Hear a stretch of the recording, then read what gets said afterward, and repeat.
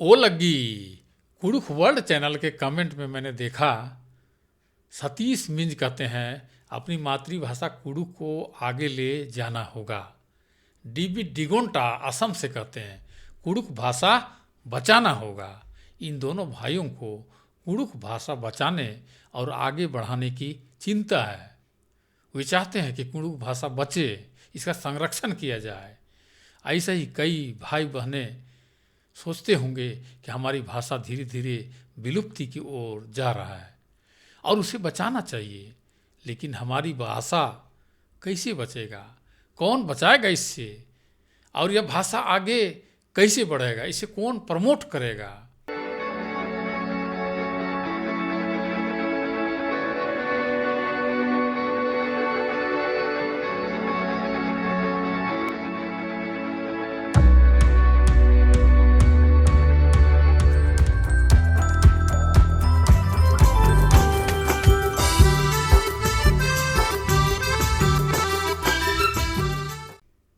कुड़ुख में साहित्य, शब्दकोश और व्याकरण सबसे पहले किसने लिखा, किसने किताबें लिखी? कुड़ुख साहित्य, शब्दकोश और व्याकरण सबसे पहले विदेशी मिशनरियों ने लिखा। उन विदेशी मिशनरियों में रेव एम बेच, फ्लैक्स, फर्डिनांड हान, ए ग्रिगनार्ड, डब्ल्यू.जी. आर्चर, सी ब्लिसेस, मार्टिन पी एफियर, एम.बी. एमेन्यो और केंट गॉर्डन हैं। इन विदेशी मिशनरियों ने कई किताबें लिखी, शब्दकोश लिखी और व्याकरण भी लिखे। निसंदेह इन विदेशी मिशनरियों का मुख्य उद्देश्य कुड़ुख भाषा के माध्यम से ईसाई धर्म का प्रचार प्रसार करना था। इसलिए उन लोगों ने पहले कुड़ुख भाषा सीखा और किताबें लिखी। इस प्रकार वे मेहनत करके हमारी भाषाओं को सीखा और उसका प्रचार प्रसार किया।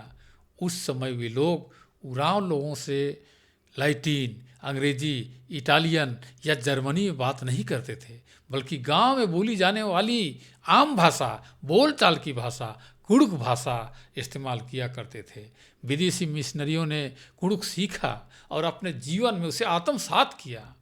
इसका बहुत प्रभाव हुआ और वे ग्रामीणों से घुल मिल गए और घुल मिलकर उन लोगों से बातचीत किया करते थे और अपनी बातें रखते थे। विदेशियों को हमारी भाषा बहुत पसंद आया, लेकिन आज हम लोग उसी भाषा का तिरस्कार करते हैं। कई लोग तो इसका मजाक उड़ाते हैं। यह तो देहाती भाषा है, जंगली भाषा है, इसे बोलकर मैं देहाती, जंगली या आदिवासी क्यों कहलाऊं? इसे बोलूँगा तो लोग जान जाएंगे कि मैं एक देहाती आदिवासी हूँ। इसलिए हम लोग क्या करते हैं कि गैर आदिवासियों के पास बोलना पसंद नहीं करते हैं, अपने आप को छिपाते हैं। भाषा कोई देहाती या जंगली नहीं होता। अगर कुड़ुख बोलने वालों की संख्या बहुत ज़्यादा होती और एक राष्ट्रीय भाषा की पहचान होती तो इस भाषा से क्या हम ऐसे ही व्यवहार करते? उस समय तो हम लोग बहुत ज़्यादा इसको बातचीत करते, गर्व से बात करते, लेकिन इस समय क्यों नहीं करते हैं? कुड़ुख एक द्रविड़ भाषा परिवार है। द्रविड़ भाषा परिवार के अंतर्गत तमिल और मलयालम भी आते हैं, तेलुगु भी आते हैं और कई भाषा है जो साउथ इंडिया की भाषा है जो द्रविड़ में आता है। आज ये दोनों भाषा बहुत समृद्धशाली है। राष्ट्रीय परिप्रेक्ष्य में देखा जाए तो इन दोनों भाषाओं का भी बहुत ज़्यादा महत्व नहीं है, परंतु दक्षिण भारत के लोग अपनी मातृभाषा नहीं छोड़ा। उनके घरेलू और आम बोलचाल की भाषा तमिल और मलयालम ही है। कई लोगों को मैं देखता हूँ कि वे अपनी भाषा और संस्कृति बचाने की बात करते हैं, लेकिन खुद हिंदी, सादरी, उड़िया या बंगाली में बातचीत करते हैं।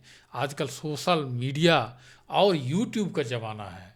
कितने लोग इन सोशल मीडिया और चैनलों का उपयोग कुड़ुख भाषा के प्रचार प्रसार करने में करते हैं।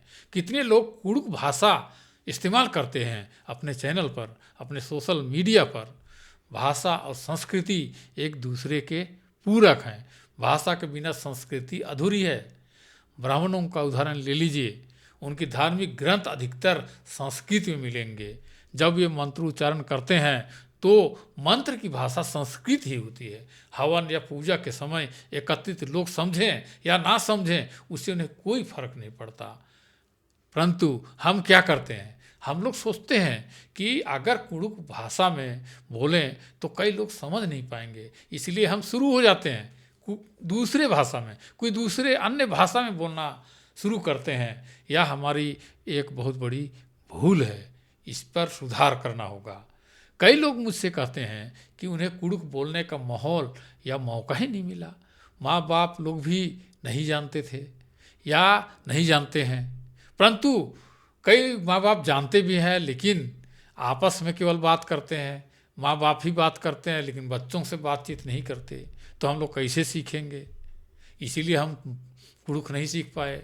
यहाँ माँ बाप लोग बहुत गलती कर रहे हैं, उन्हें अपने बच्चों को कुड़ुक भाषा सिखाना चाहिए। कोई भी भाषा एक संपत्ति के समान होता है, हमारे पूर्वजों ने इसे दिया, अब हमारी भी फर्ज है कि हम इसे अपने बच्चों को दें। अपनी मातृभाषा कुड़ुक नहीं जानने के कारण बच्चे रिश्तेदारों और ग्रामीण लोगों से घुल मिल नहीं पाते, उनसे बातचीत नहीं कर पाते, हमारी सभ्यता और संस्कृति जीवन शैली को लोग समझ नहीं पाते, हमारे गीत राग और संस्कृति को नहीं जान पाते, इसलिए उन्हें यह सब चीज़ अच्छा नहीं लगता, वे बोर हो जाते हैं, वे गांव जाना नहीं चाहते। उन्हें तो मॉडर्न वातावरण, गीत संगीत और प्राय भाषा ही अच्छा लगता है, इसलिए वे लोग उसी में ढल जाते हैं। इसका दुष्परिणाम यह होता है कि वे अपने समुदाय, भाषा और संस्कृति से दूर मॉडर्न जीवन शैली को ही अपना सब कुछ मान बैठते हैं, यहाँ तक कि दूसरे समुदाय के लोगों और अपने लोगों में फर्क नहीं कर पाते और गैर आदिवासियों से प्रेम विवाह कर बैठते हैं। शुरू में तो यह बहुत अच्छा लगता है, परंतु समय बीतने के साथ कई समस्याएं खड़ी होती है, कईयों की जिंदगी बर्बाद हो जाती है। यहाँ केवल माँ बाप की गलती नहीं है, बच्चों को भी अपनी भाषा सीखने की ललक होनी चाहिए। आप माता पिता को बोलिए कि वे लोग आपको कुड़ुक सिखाएं, कुड़ुक में बातचीत करें। आप अपने दादा दादी और गांव के बुजुर्गों से और उन लोगों से भी बात करिए जो कुड़ुक बोलते हैं, और बात करते करते अभ्यास कीजिए, उसे सीखने का प्रयास कीजिए कि कुड़ुक किताबें पढ़िए, वीडियो देखिए, ऑडियो सुनिए और अभ्यास कीजिए। माँ बाप अंग्रेजी नहीं जानते हैं लेकिन फिर भी आप फराटेदार अंग्रेजी बोलते हैं, यह सब कैसे होता है? कैसे आप बोल लेते हैं जबकि माँ बाप नहीं जानते हैं? आजकल तो लोग फ्रेंच और चाइनीज भी सीख जाते हैं, उसको भी फराटेदार बोलते हैं। तो कुड़ुक क्या चीज़ होता है आप कैसे नहीं सीख पाएंगे? बहाना मत बनाइए। अगर आप सीखना चाहेंगे तो ज़रूर इसे बहुत आसानी से थोड़ी मेहनत करके सीख सकते हैं। तो मैं ज़्यादा नहीं बोलूँगा। यह वीडियो अगर आप लोगों को अच्छा लगा तो इसको अपने रिश्तेदारों, मित्रों को शेयर कीजिए ताकि वे लोग भी इस वीडियो का फ़ायदा ले सकें और हमारे कुड़ुक भाषा को महत्व दे सकें। आज के लिए इतना ही, फिर मिलेंगे एक नए वीडियो के साथ। तब तक के लिए नेमा सेक्का को अलविदा। ओ लगी।